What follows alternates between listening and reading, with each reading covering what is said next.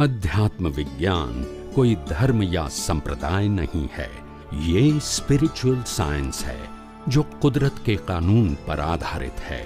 ये विज्ञान पूरे ब्रह्मांड के सभी रहस्यों को उजागर करता है और जीवन के सभी पहलुओं को समझने के लिए एक नई दृष्टि देता है।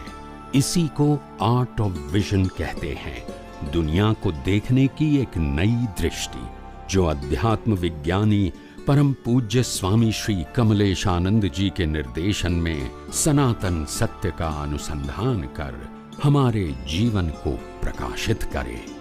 जय सच्चिदानंद। You have very comprehensively explained the way for the salvation is this scientific way, scientific path. Yes. But you know, we are only here like 50 or so people here, and I'm sure that there are other places that they might be also have the access, but there are so many people who are unfortunate to have an access or opportunity to listen to such a good thing. Well, can they at least resort to Bhakti Marg or some other options like that so they can at least, progress towards that path? Yes. सबसे पहली बात यह है,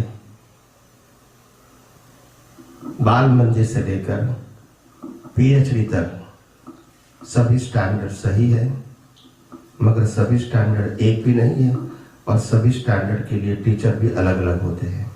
Am I right or wrong? First answer.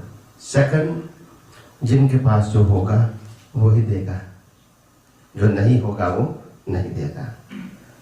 Third, संख्या कम है ज्यादा है, वो इम्पोर्टेंट अनुभवी ज्ञानियों के लिए इसीलिए नहीं है क्योंकि कृष्ण की किताब सिर्फ अर्जुन के हिसाब से ही निकली थी। उस समय हजारों लाखों लोग सुनने के लिए नहीं थे।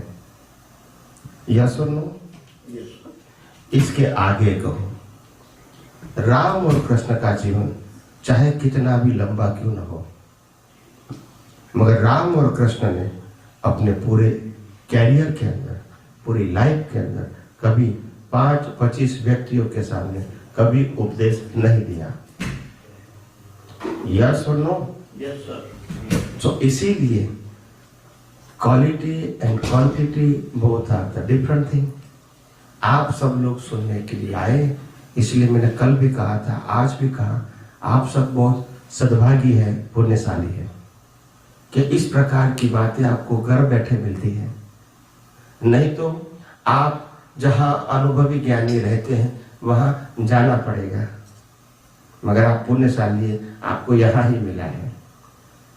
और कौन आते हैं कौन नहीं आते वो छोड़ दो, जो आए हैं वो लाभ ले बस, और हो सके तो दूसरे को प्रेरणा करें।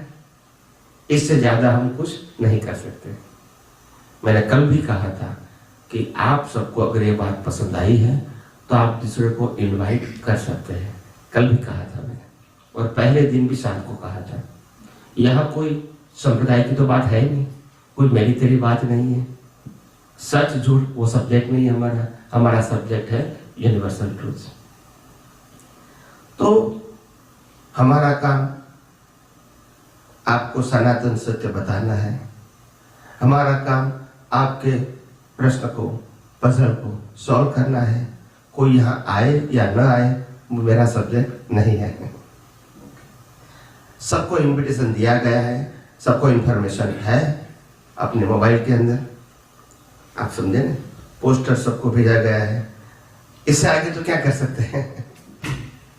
बाकी तो आप जैसे लोग होते हैं, जो लोग नहीं आए या तो नहीं सुना है, इसको आप बता सकते हैं कि यहाँ आने जैसा है, and this is my experience, you can come and listen.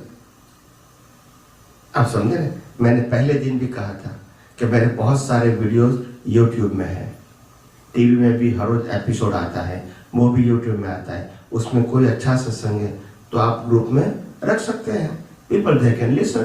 अगर नहीं भी सुनेंगे तो आपको क्या तकलीफ है, कोई नुकसान तो है ही नहीं। मगर 100 व्यक्ति में से अगर 25 भी सुनेंगे तो अच्छी बात है ना। ज्ञान दान क्या बताया, बस। तो मतलब एज अ ह्यूमन अगर आपको अच्छा लगता है तो आप जो भी कर सकते हैं प्रयास के रूप में वो करने का, बस इसमें सफलता मिले न मिले वो देखने की जरूरत नहीं है। कर्मण्यवाधिकारस्ते मां फलेषु कदाचन। आप कर्म करते जाओ, फल की इच्छा मत करो। हर व्यक्ति ने यही किया था, राम ने भी यही किया था, रावण को समझाने की ही कोशिश किया था। यस और नो? Yes. कृष्ण भगवान ने भी यही किया था, दुर्योधन को ही समझाने की कोशिश किया था। और महावीर ने भी यही किया था, गोशालक को समझाने की कोशिश किया था। तीनों असफल रहे, मगर इनका कॉन्फिडेंस कभी कमजोर नहीं हुआ, क्योंकि इनको तो आगे जाना है। कोई समझे या ना भी समझे, हो सकता है। If the person they are not capable to understand, or if the person they are not lucky, what we can do? Nothing. We just do the prayer, correct? That's it. और इसीलिए मैंने कहा, आप आए हैं, बैठे हैं, सुन रहे हैं, समझने की कोशिश कर रहे हैं, वो ही काफी है। आपकी भावना के लिए धन्यवाद।